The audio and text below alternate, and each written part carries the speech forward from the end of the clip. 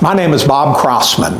I'm a member of the Oregon-California Trails Association, as well as the Southern Trails chapter. I'm standing here in Gala Creek, Arkansas. At least this place used to be called Gala Creek. I'm standing here in front of the postmaster's desk of Gala Creek. Kirkbride Potts was the postmaster back in 1858.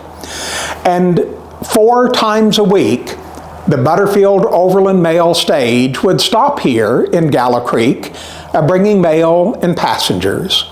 They could carry up to 9 passengers and up to 500 pounds of mail, but the first few months, the Overland Mail hadn't really caught on. Most people were still sending their mail by steamship through Panama or South America to get to California.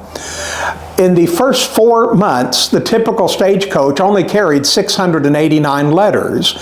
But by 1860, the volume had skyrocketed to over 7,500 letters on the typical stage. Well, 2 stages stopped here headed east every week, and 2 stages stopped here headed west every week, carrying mail. It typically cost only 10 cents to mail a letter back then, if the distance was over 3,000 miles. Mr. Robert Lewis Harris got a little carried away when he was writing his girlfriend Lucy Kimball. His letter was so long, contained so many pages, he had to pay triple rate, 3 stamps. Now 30 cents doesn't seem like much for us, but back in 1862, the typical laborer only made 10 cents an hour. So Mr. Robert Lewis Harris worked 3 hours to send his sweetie Lucy Kimball a letter all the way to Portsmouth, New Hampshire from San Francisco, California. When the Butterfield became quite popular, folks for advertising would pre-print an envelope such as this one with a stagecoach across, advertising a company underneath. It made it clear that you wanted it to go on the Overland Mail, Butterfield's Overland Mail, across the country. Most of the letters were from miners in California, writing to their sweetheart or their family back home in Arkansas or Wisconsin or in Maine. This letter, written by Mr. G. Thompson, was to his sweetheart. But following protocol of the day, he didn't address the envelope to her, he addressed the envelope to her brother, Mr. James Rowley, Esquire, of Richmond, Michigan. But inside, attached to the letter, was a note that read, "Friend James, please give the enclosed letter to your sister." Yours truly, George Thompson. George wasn't the only lovesick Californian writing home. This letter was written to Hiram Manter. It was written back home. Hiram had come to California seeking his fortune in gold, but he discovered that his skills as a lumberjack was more popular.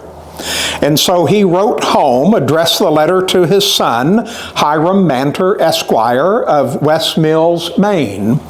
An interesting letter that he wrote.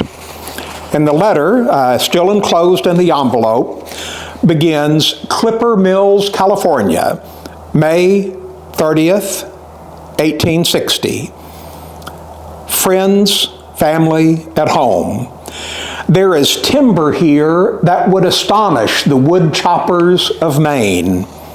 Pine trees as thick together as the maples back home in your grove. And thick from 3 to 10 feet across. And from 100 to 200 feet high. I've seen trees here called sugar pines that didn't have a limb until it was 100 feet from the ground. And when these trees fell, the whole woods trembled. In July of 1860, this letter was written by John DeWitt. He was in Middle Yuba, California, and there was no post office in Middle Yuba. So he had to pay an expressman 50 cents to $1 to carry his letter to the nearest post office 225 miles away in Patterson. And that's where this letter was postmarked on July 13th in California. The stage stopped in Patterson on Friday night, picked up the mail, and 20 days later had traveled 2,500 miles to Syracuse, Missouri, the end of the stagecoach route. And there in Syracuse, this letter was handed to the train, and the train continued on to Fair Play, Wisconsin. His letter begins, Middle Yuba, California, in the middle of the gold fields. July 1st, 1860. Dear Sister Mary, your letter of May 14th has been received more than a week ago. I have been working in the mines very hard trying to make things go right, and have not given to writing anyone for several weeks on that account, even to my Effie. I suppose Effie was his sweetheart, perhaps. We got your letter announcing Father's death some time ago. Letters. That was the main purpose of the Butterfield Overland Mail. Yes, they carried passengers, but the main purpose was mail. They had a postal contract to carry the mail 4 times a week, 2 stages from San Francisco, 2 stages from Memphis, to carry the mail in 25 days or less. That was the purpose. They put priority on the mail. If an axle broke, a wheel broke, or the stage became stuck in mud or deep sand, the driver would take 1 or 2 of the horses, unhitch them from the stage, attach the mail bags, and continue on to the next station. The motto was, nothing will stop the U.S. mail. The passengers would be left behind with the broken or stuck stagecoach and the conductor, and when the driver got to the next station, he would send folks back to repair the stage, and then it could continue the route. But the mail, that was most important. That's why the Butterfield Overland Mail Company existed.